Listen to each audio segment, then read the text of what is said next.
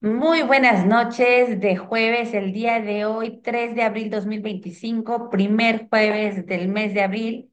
Nos reunimos en esta transmisión del Club de Lectura eh, que hemos iniciado desde el mes de enero con este maravilloso libro de entrega incondicional, Programa de Dios para la Victoria del doctor Gary North. Llevamos 11 semanas, esta es la número 12 en que nos reunimos a leer y para mí es un gusto. Ya llevamos 158 páginas leídas, ustedes dirán son pocas, pero algo que caracteriza a este club de lectura es que leemos unos 40 minutos y después nos vamos con análisis, diálogo, lectura, intercambio de ideas, opiniones y oración e intercesión. Entonces, por eso es que vamos paso a pasito, pero firmes en la meta. Voy a empezar a leer a partir de aquí. Estamos en el capítulo 6, la iglesia, en la segunda parte del libro referida a las instituciones. Comienzo. El pacto. Dios estableció su pacto con Adán y luego con Noé. Este fue un pacto basado en el dominio. Fue la autorización al hombre para sojuzgar la tierra, pero bajo la autoridad de Dios que abarca todo y sujeto a su ley. Dios también hizo un pacto con Abraham, cambiándole su nombre a Abraham, e instituyó la señal de su pacto, la circuncisión. Hizo un pacto con Jacob, el nieto de Abraham, cambiándole su nombre a Israel y prometió bendecir sus esfuerzos. Génesis 32 del 24 al 30. Dios hizo un pacto con Moisés y los hijos de Israel, prometiéndoles bendecir si se atenían a sus leyes y maldecir si desobedecían. Deuteronomio 8:28. El pacto fue un tratado e implicó obligaciones y promesas mutuas. El gobernante, Dios, ofrece un tratado de paz al hombre o grupo de hombres elegidos, y ellos a su vez aceptan las condiciones de entrega. El tratado señala las obligaciones mutuas, la protección y las bendiciones del rey, y la obediencia de parte de los siervos. También señala las condiciones del juicio, las maldiciones del rey para los siervos rebeldes.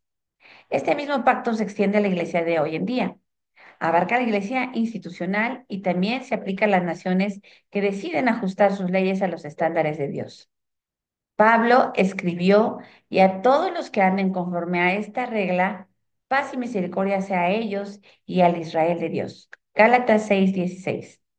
Él también escribió a los gentiles en la iglesia de Éfeso. Por tanto, acordaos de que en otro tiempo vosotros, los gentiles en cuanto a la carne, erais llamados sin circuncisión por la llamada circuncisión hecha con mano en la carne. En aquel tiempo estabais sin Cristo, alejados de la ciudadanía de Israel y ajenos a los pactos de la promesa, sin esperanza y sin Dios en el mundo. Pero ahora en Cristo Jesús, vosotros que en otro tiempo estabais lejos, habéis sido hechos cercanos por la sangre de Cristo. Efesios 2, 11 al 13. Ya no eran ajenos a los pactos de las promesas, tampoco lo somos nosotros. Dios ha hecho un pacto nuevo con nosotros los gentiles, cumpliendo la profecía de Jeremías 31 del 32 al 34. Porque reprendiéndolos dice, y aquí vienen días, dice el Señor, en que estableceré con la casa de Israel y la casa de Judá un nuevo pacto, no como el pacto que hice con sus padres el día que los tomé de la mano para sacarlos de la tierra de Egipto, porque ellos no permanecieron en mi pacto, y yo me desentendí de ellos, dice el Señor. Pondré mis leyes en la mente de ellos y sobre su corazón las escribiré. Seré a ellos por Dios y ellos me serán a mí por pueblo. Hebreos 8 del 8 al 10. Una de las maneras más eficaces en que ha engañado Satanás a millones de los que se han convertido al Evangelio de Cristo es el haberles convencido de que no están bajo el pacto de Dios, a pesar del bautismo, símbolo del pacto divino para con los individuos y la iglesia en la era neotestamentaria. Satanás los ha convencido que ya no existe ningún pacto a pesar del testimonio claro de los escritores del Nuevo Testamento. Si no hay pacto, no existe ningún tratado de paz entre Dios y los hombres.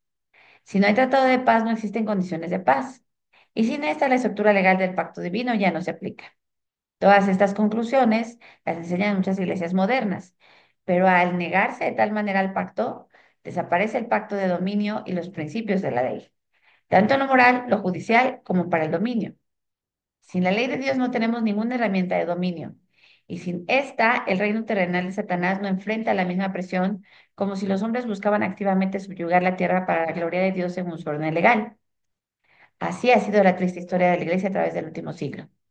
Habiendo perdido la doctrina del Tratado de Paz del Pacto de Dios, su pueblo también perdió su visión de conquista victoriosa. Su pueblo no ha actuado como embajador de paz, llegando a los habitantes de un reino rebelde cuyo monarca ya recibió una herida mortal. En cambio, se representan como los que quisieran guiar a la gente fuera de un reino visible y supuestamente poderoso hasta otro reino pequeño y miserable de un monarca lejano que no volverá triunfante para edificar su reino hasta el día del juicio final. Es como si se habían instruido a los espías que Israel mandó a Canaán que encontrasen a personas como Rahab para convencerles que debían abandonar sus casas para morar en el desierto con Israel hasta el día del juicio final.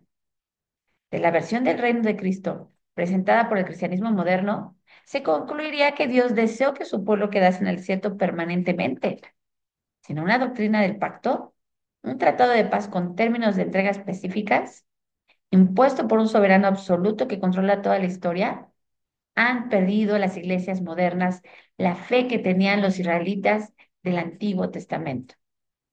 Pero el ministerio de Cristo debía haber mejorado la comprensión de parte del hombre de Dios y su mandato de dominio. Él estableció un mejor pacto. Leemos en Hebreos 8 y 10. Él no abolió el concepto del pacto ni del orden legal basado en el pacto, pero nadie se lo imaginaría al escuchar la mayoría de los sermones que se predican en la iglesia del siglo XX.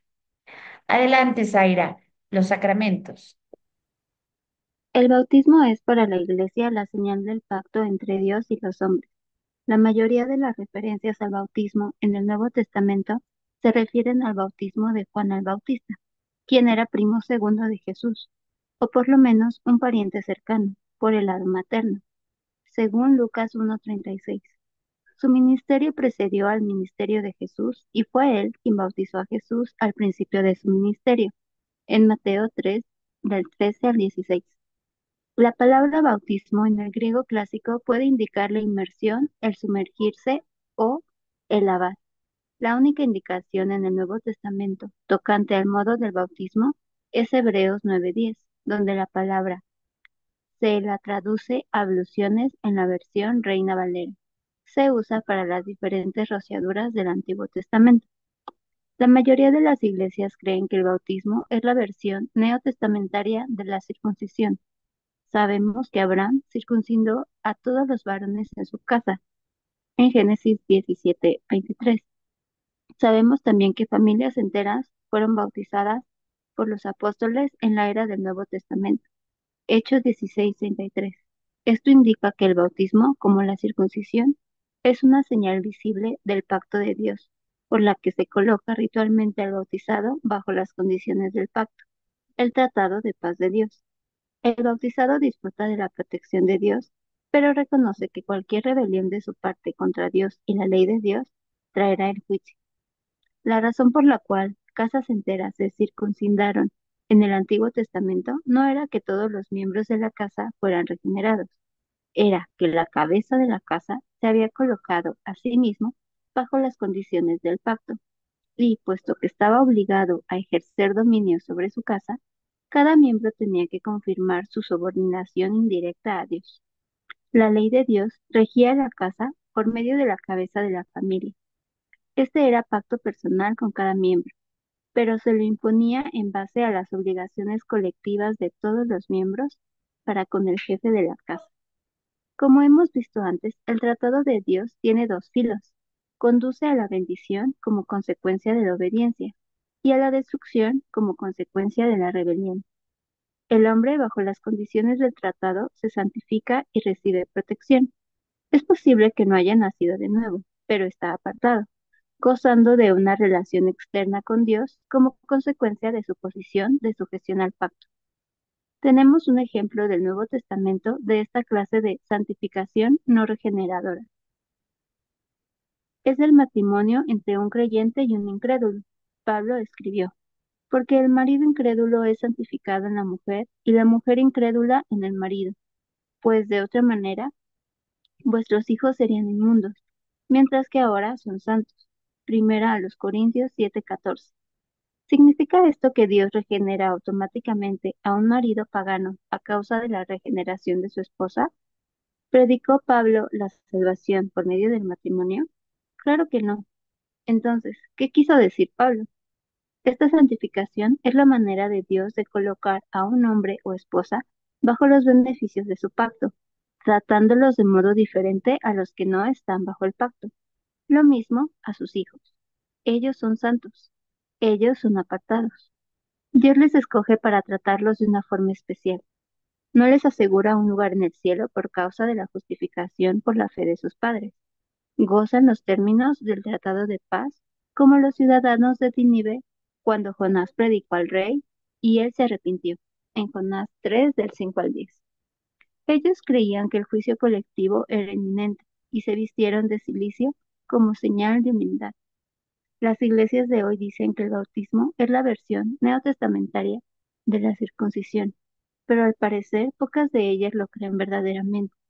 Las iglesias no insisten en bautizar a cada miembro del hogar de un hombre recién convertido, la esposa, los hijos, los parientes que viven bajo su autoridad, ya que ellos sostienen simultáneamente que el bautismo es también una señal de regeneración. Lo que realmente creen es que el bautismo es una señal del nuevo nacimiento espiritual, pero la circuncisión no se limitó a las personas regeneradas espiritualmente. Fue administrado a todos los que estaban bajo la autoridad familiar de un líder que se sometió visiblemente al pacto. En la era del Antiguo Testamento, una ciudad-estado entera fue circuncidada cuando el hijo de un rey de una ciudad hebea quiso casarse con la hija de Jacob, Dina, y los hijos de Jacob exigieron al rey que cada hombre en la ciudad se circuncidase. En Génesis 34. Pablo trató con el significado de la circuncisión de Abraham y recibió la circuncisión como señal, como sello de la justicia de la fe que tuvo estando aún incircunciso, para que fuese padre de todos los creyentes no circuncidados, a fin de que también a ellos la fe les sea contada por justicia, y padre de la circuncisión, para los que no solamente son de la circuncisión, sino que también siguen las pisadas de la fe que tuvo nuestro padre Abraham antes de ser circuncidado. Romanos 4 del 11 al 12. La circuncisión de Abraham fue un sello de la fe que él poseía antes de su circuncisión. Nosotros somos los hijos espirituales de Abraham. Pablo escribió, ni por ser descendientes de Abraham son todos hijos, sino en Isaac te será llamada descendencia. Esto es, no los que son hijos según la carne son los hijos de Dios, sino que los que son hijos según la promesa son contados como descendientes. Romanos 9 del 7 al 8. ¿Quiénes son los hijos de la promesa? Todos los creyentes en Cristo. Ahora bien, a Abraham fueron hechas las promesas y a su simiente. No dice y a las simientes, como si hablase de muchas, sino como de una, y a tu simiente, la cual es Cristo. Gálatas 3:16. La circuncisión era un sello de la justicia de Abraham por la fe. Sin embargo, Abraham circuncidó su hijo primogénito nacido de la sierva de su esposa, Agar. Ismael no era parte de la línea basada en el pacto. Isaac Jacob, Judá, aunque es posible que él haya demostrado fe salvadora. Se presume que Isaac circuncidó a los mellizos, Esaú y Jacob. Aún así, Dios odió a Esaú desde el principio, antes que naciese o hiciese el bien o el mal. Romanos 9:11. En otras palabras, con respecto a la circuncisión, sirvió como un sello de fe para los que creyeron, pero también fue administrado a los infantes y siervos de la casa que no creían. ¿Por qué sería diferente el bautismo? Es una señal del dominio divino basado en el pacto sobre el hombre. El infante bautizado crece bajo la señal de ese pacto. Él enfrenta la realidad de las promesas de Dios, las bendiciones para los que cumplen las condiciones de su pacto, por medio de la fe en Jesucristo, las maldiciones para los que no las cumplen. Así como la circuncisión, el bautismo da testimonio de un Dios santo que separa las ovejas de las cabras, los salvos de los perdidos. Con respecto a la administración del bautismo, lo crucial en la era del Nuevo Testamento era la rapidez del bautismo. Felipe bautizó al eunuco etíope inmediatamente, al primer momento que encontraron una extensión de agua, en Hechos 8:36. El carcelero de Filipos se bautizó antes que terminase la noche. Él lavó las heridas de Pablo y Silas, quienes fueron golpeados por los magistrados. y él y todos los suyos fueron bautizados. Hechos 16:33. Fueron bautizados enseguida, o como se puede traducir la palabra en griego, al instante. Ambos hombres se bautizaron al instante después de haber hecho una profesión de fe. Aunque parezca extraño, las iglesias modernas nunca bautizan a la gente inmediatamente. Como la circuncisión se hacía en el día octavo después del nacimiento y el domingo es el día de la resurrección de Cristo, el día después del sábado y por lo tanto el día octavo, muchas iglesias creen que es muy apropiado considerar domingo como un día octavo y bautizar en él. Esto por lo menos tiene sentido, pero solo si el recién convertido se bautiza en el primer domingo luego de su profesión de fe. Y si él quiere un bautismo inmediato, se le debe permitir que lo reciba. A las criaturas recién nacidas se les debe bautizar en el primer domingo después de nacer o de otro modo tan pronto como se pueda. Demasiadas iglesias atrasan el bautismo, haciendo que se vuelva un gran evento social, o de otra manera requieren del nuevo convertido que pase por alguna clase doctrinal antes que se le permita el bautismo, lo que destruye la gracia del Evangelio haciendo de las obras la condición de membresía. Lo que la mayoría de las iglesias pronuncian, pero que no creen realmente, es que el bautismo es la versión neotestamentaria de la circuncisión. El significado de los dos sacramentos es igual. Ellos dicen, pero no pueden coincidir sobre cuál es. Según lo que hemos visto, el significado ha de ser claro, una señal del tratado de paz de Dios con los hombres que se obedece o se infringe, la adherencia a Él por medio de la fe en Cristo y el acatamiento externo a sus estipulaciones trae bendiciones. La rebelión en su contra trae el juicio, a veces en la tierra, pero siempre en el día del juicio. Es un sello de la fe de los justos y un sello de la perdición para los rebeldes. Por haber sido administrada la circuncisión a familias y a unas sociedades enteras, el bautismo también ha de ser administrado a las familias. No tenemos en la actualidad reyes que representan una nación entera relativo al pacto, así que los bautismos nacionales hoy en día no se aplicarían. Sin embargo, si una mayoría de los votantes hiciesen un pacto con Dios y se pusiesen de acuerdo para adaptar las leyes nacionales con las leyes de Dios, entonces a los ciudadanos que deseen permanecer como ciudadanos se les podría requerir legítimamente que se bauticen, ya que sus líderes habrían consentido en someter el gobierno civil a Dios, y se lo debe administrar rápidamente. Atrasar la administración del bautismo simboliza el atraso de un hombre de colocarse a sí mismo y a su familia bajo el amparo de Dios, un atraso en firmar el tratado de paz. No hay evidencia neotestamentaria alguna que apoye la legitimidad de atrasar el bautismo. ¿Por qué el bautismo de agua? Porque el agua simbolizó tanto la limpieza como el juicio. Ezequiel profetizó: y yo os tomaré de las naciones, y os recogeré de todas las tierras, y os traeré a vuestro país. Esparciré sobre vosotros agua limpia, y seréis limpiados de todas vuestras inmundicias, y de todos vuestros ídolos os limpiaré. Os daré corazón nuevo, y pondré espíritu nuevo dentro de vosotros, y quitaré de vuestra carne el corazón de carne, y pondré dentro de vosotros mi espíritu, y haré que andéis en mis estatutos y guardéis mis preceptos, y los pongáis por obra. Ezequiel 36, del 24 al 27.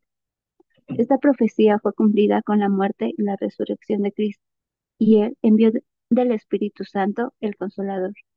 Él ha puesto un corazón nuevo en su pueblo. Hebreos 8:10. Nos sirve como un modelo del agua como símbolo del juicio, el Mar Rojo, en la que perecieron Faraón y su ejército, sin hablar del gran juicio de agua del diluvio en los días de Noé. Los 3 días de Jonás en el monstruo del mar son también representativos del juicio, en Mateo 12, del 38 al 41. Y queda el segundo sacramento, la cena del Señor, llamada también comunión. ¿Cuáles son sus orígenes? El origen de la cena es más fácil de determinar. Jesús se reunió con sus discípulos en el aposento alto la noche antes de su arresto. Lucas 22:2. Los capítulos 13 al 17 del Evangelio de Juan son dedicados a un resumen de las palabras de Cristo a sus discípulos en esta cena. Fue la cena de la Pascua, la noche que se había de matar al cordero sacrificial. En vez de celebrar la Pascua con sus familias, los discípulos la celebraron con Cristo, la cabeza de la nueva familia. El simbolismo es claro, como Pablo escribió, porque nuestra Pascua, que es Cristo, ya fue sacrificada por nosotros. En primera a los Corintios 5, 7b. En la Pascua original, que tuvo lugar la noche de la liberación de la esclavitud egipcia, se requirió que los hombres se parasen, ceñidos vuestros lomos, vuestro calzado en vuestros pies y vuestro borbón en vuestra mano, y lo comeréis apresuradamente. Es la Pascua de Jehová. Éxodo 12:11. Dios pasaría por sus casas, teniendo misericordia del primogénito a causa de la sangre rociada en los postes del dintel de las puertas de cada casa. Éxodo 12:3. La cena del Señor fue diferente. Ellos comieron y bebieron sentados. Ya no eran un pueblo al punto de escapar de la esclavitud de Egipto. El sacrificio de Cristo estaba por brindar la victoria sobre Satanás. Ellos irían a las tierras extrañas como embajadores, llevando el tratado de paz a las naciones. Ellos se sentaron. ¿Por qué? Cristo les orientó a una nueva era. Yo, pues, os asigno un reino, como mi Padre me lo asignó a mí, para que comáis y bebáis a mi mesa en mi reino, y os sentéis en tronos juzgando a las 12 tribus de Israel. Lucas 22, 29 y 30. Esta vez ellos eran los jueces con Cristo. Llevarían la ley a las naciones como embajadores que ya han sido designados como jueces. La guerra contra Satanás estaba por ser ganada, en el tiempo y en la tierra, en el Calvario. El reino institucional de Dios estaba por reventar los odres del Israel nacional. Uno de los aspectos más raros del cristianismo moderno es que este pasaje del Evangelio de Lucas, que nos da las palabras explícitas de Jesús tocante al significado de su cena, casi nunca lo citan los pastores que dirigen los servicios de la cena. Las palabras de Cristo señalan directamente la conquista y el dominio. Para su pueblo, Cristo asignó un reino, una mesa y tronos de juicio. Pero la única cosa que nosotros escuchamos acerca de la cena es la sección de la primera carta de Pablo a los Corintios, donde él advirtió contra el tomar el servicio indignamente. En otras palabras, según han interpretado las iglesias modernas el significado de la cena, es un momento de gran temor, un tiempo de silencioso examen propio. Los cristianos no tienen ni la menor noción que es una celebración de victoria, el lanzamiento de un nuevo reino y la transferencia del poder del juicio a su pueblo. Nosotros tenemos muy poca información sobre el estilo de los servicios de comunión de la iglesia primitiva. En el Pentecostés, cuando el Espíritu Santo apareció con poder, Pedro predicó a las multitudes congregadas. Así que los que recibieron su palabra fueron bautizados y y se añadieron aquel día como 3,000 personas y perseveraban en la doctrina de los apóstoles, en la comunión unos con otros, en el partimiento del pan y en las oraciones. Hechos 2, 41, 44, 42. He aquí la primera celebración de la Cena del Señor. Una cosa que es clara desde el primer momento de este pasaje y de los otros es que la Santa Cena era parte de la vida normal y semanal de la Iglesia, tanto como las otras cosas mencionadas. La comunión semanal es lo normal en la Biblia. Sabemos, según las advertencias de Pablo, que algunos estaban abusando de la cena. Sabemos que era una comida, ya que muchos estaban trayendo alimentos. Algunos bebían hasta emborracharse y otros no tenían comida y pasaban hambre. Primera a los Corintios 11:21. Ellos obraban desordenadamente. Pablo les mandó a que comiesen en casa, para que luego vinieran a celebrar la cena. Pero eso era una cena realmente, porque Cristo había celebrado la comida de la Pascua con sus discípulos. Así que Pablo les amonestó a que viniesen con los estómagos suficientemente llenos para que no los molestasen, pero no tan lleno de vino que terminaran emborrachándose. Él quería una celebración ordenada y significativa. En la iglesia primitiva se reunía la gente para celebrar la cena del Señor. Posiblemente se encontraban en los domicilios o en algún aposento alquilado. Habían de reconocer la naturaleza religiosa de la celebración.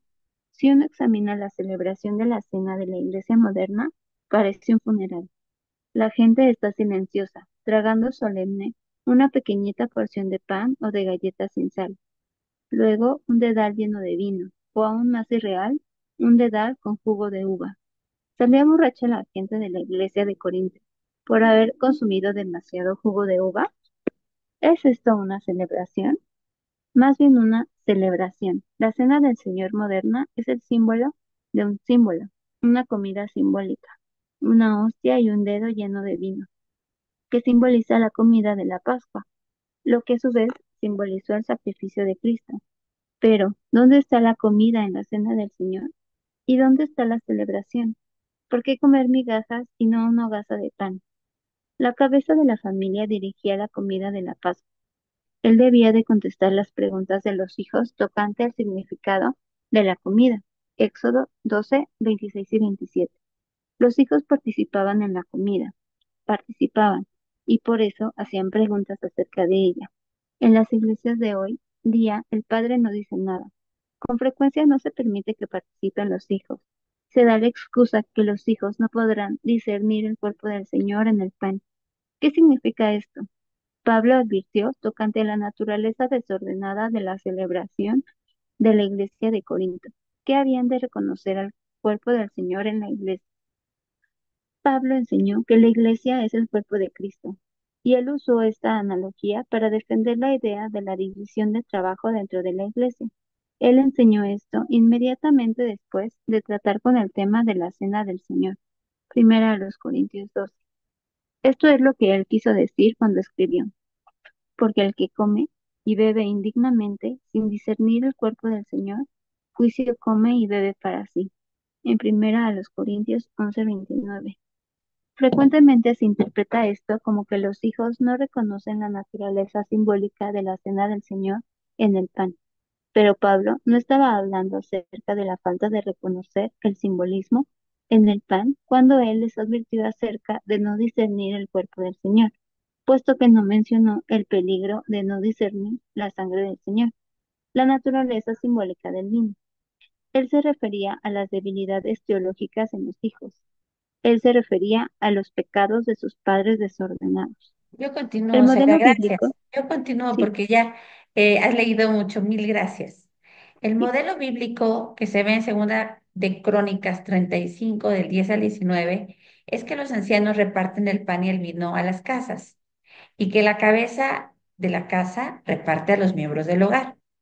Los levitas determinaban la membresía de la iglesia en el antiguo pacto, tal como los ancianos en la iglesia de hoy en día. Por lo tanto, el poder para administrar los sacramentos se da a la iglesia institucional, pero la realización de la administración se hace por casa. Hoy en día, los ministros locales han sustituido a los padres en esta celebración, a pesar de que la Biblia se refiere a todos los creyentes como sacerdotes. 1 Pedro 2:9. Con frecuencia no se permite que los hijos coman de la cena. Sin embargo, la Pascua fue instituida por Dios para servir como un plan de instrucción para los hijos. La celebración ha pasado a ser el equivalente emocional del velorio de un muerto. ¿Reconocerían los primeros discípulos la versión de hoy en la Cena del Señor? No es probable. ¿Han de participar los niños? ¿A cuál evento se hizo referencia a la celebración según Pablo? A la liberación de Israel. Porque no quiero, hermanos, que ignoréis que nuestros padres todos estuvieron bajo la nube y todos pasaron el mar.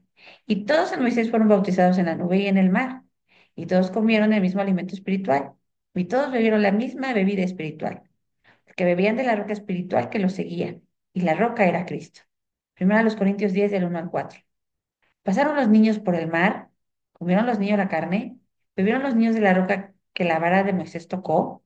Números 20 del 7 al 11. Desde luego, sin embargo, en la actualidad es demasiado común que no se permita en la iglesia que los niños participen en la celebración que recuerda la experiencia de los niños de los hebreos, que conquistaron la tierra de Canaán después de morir sus padres en el desierto a causa de su temor de esclavos. Quizás algún día nosotros tengamos iglesias que coman pan verdadero y beban vino verdadero y permiten que participen los niños.